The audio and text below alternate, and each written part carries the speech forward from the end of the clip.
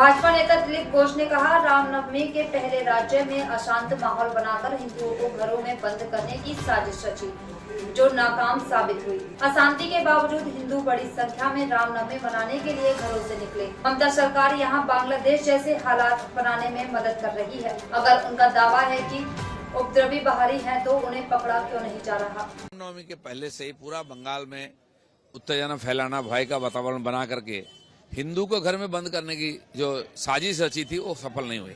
मोथावाड़ी में हो, मुर्शिदाबाद के झाओबना में, जंगीपुर में, हुगली, श्रीरामपुर में, मेदिनीपुर में जगह जगह उत्तेजना और हिंसा का वातावरण बनाया गया कि रामनवमी का उत्सव ना बनाए हिंदू, लेकिन हिंदू दुगना ज्यादा शक्ति से उत्सव मनाया, जवाब दिया है। इसलिए जहां जहां हिंदू कम संख्यक है वहां जानबूझ करके उत्तेजना फैला करके लोगों को डराना, धमकाना और वहां से निकालना, उसको बांग्लादेश बनाने का जो साजिश चल रही है, ममता सरकार उसको मदद कर रही है।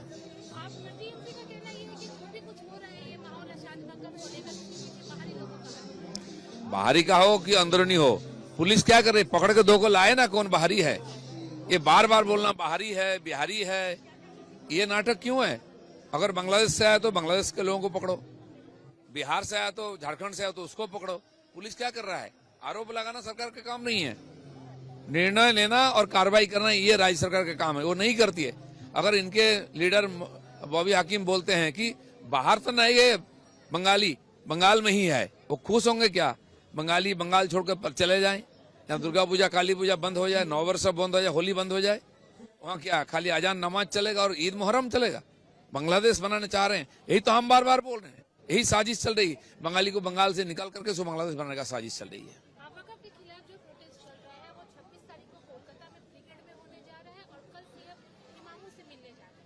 सीएम इमाम को मिलकर बोलते तुम चला, हम साथ में हैं।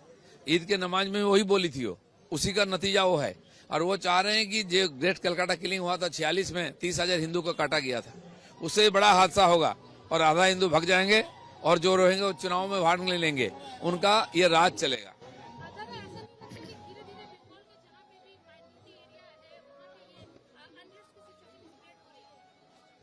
ये जानबूझकर कराया जा रहा है, जहाँ हिंदू कम संख्यक है वहां जानबूझ करके उत्तेजना फैलाया जा रहा है, डराया जा रहा है। अगले 26 का जो चुनाव है उसको जीतने के लिए जहां हिंदू कमजोर है, कम संख्यक है, वहां कोई विरोधी वोटिंग करने ही नहीं जाएगा, ऐसे 100 सीट जीत जाएंगे। आपको लगता है कि इलेक्शन जो है वो प्रेसिडेंट रूल के तहत? बिल्कुल, प्रेसिडेंट रूल में ही इलेक्शन होना चाहिए, इसको इलेक्शन कमीशन देखे, और नहीं तो यहाँ जो हिंदू है वो वोटिंग नहीं कर पाएंगे। और ममता बनर्जी जो बोल रहे हैं 213 सीट फिर जीतेंगे, क्योंकि ऐसे ही तो 100 सीट खाली हो जाएगा, कोई वोटिंग करने नहीं जाएगा।